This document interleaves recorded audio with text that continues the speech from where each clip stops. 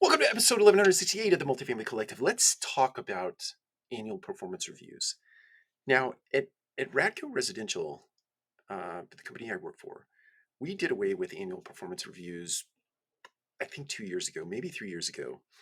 And the reason we did that is because the youth in our generation, call them Gen Y and certainly Gen Z, like more frequent feedback, right? They want to know that they're doing a good job. They want to know that they're working on work that is meaningful for them and for the organization.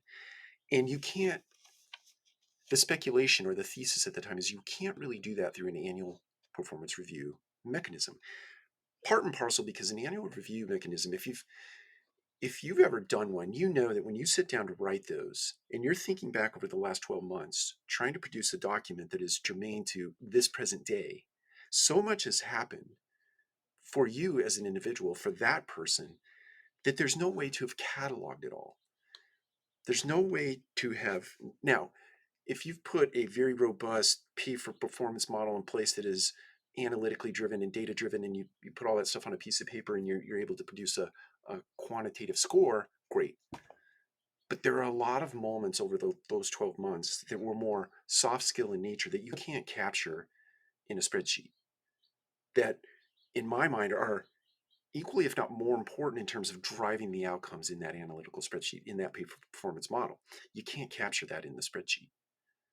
Neither can you capture that in an annual performance review because you, as a human, don't have the ability or the capacity to recall what's happened over the last 12 months. Certainly not the most important pieces. You might remember a few here and there, but what you're likely to do is remember something that's happened in the last 30 days, and that's what you collect on your annual performance review. And that's not useful, right? So the thesis of the annual performance review, moving from that to a more frequent model, meaning every 2 weeks at Radco Residential, every team member gets some time with their direct supervisor to talk about what's going well, what's not going so well. How are you playing into that PFP model? What are the contributions you're making to that to make sure that those outcomes are happening? But hey, what's going on in your personal life? Hey, what's going on in your professional life? The team member drives the agenda, right? So whatever they want to talk about, they get to talk about that. They get to ask for feedback. Certainly, you get an opportunity at the very end. You don't talk first. At the very end, you get an opportunity to give that person feedback in their, if they've asked for it in their personal life, certainly in their professional life, and certainly as it relates to creating the outcomes in your organization that everybody really relies on, right? But the point here, the punchline here is the frequency, right? It's a lot easier for me to remember what's happened in the last 2 weeks versus what's happened in the last 12 months. So I get to talk about, and we get to talk about, the team member and myself, we get to talk about things that are really relevant, really germane to positive things happening in that person's professional life and their personal life, and certainly as the outcomes are related to the outcomes of the organization, ones that we really truly desire, that drive the business forward, move the business forward, right?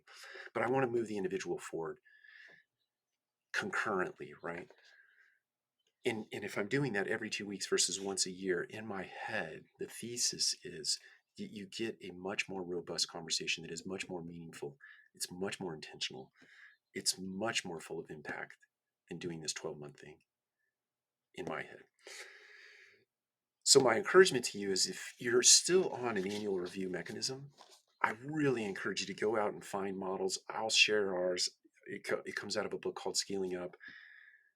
But I would share that with you, or I'd encourage you to go out and educate yourself as it relates to all of the more frequent touch points that you can put in place instead of this annual performance review, because I think it is much more meaningful. It will be much more meaningful to your team members over a long bit of time. Think about touching them 26 times over the course of the year versus one time.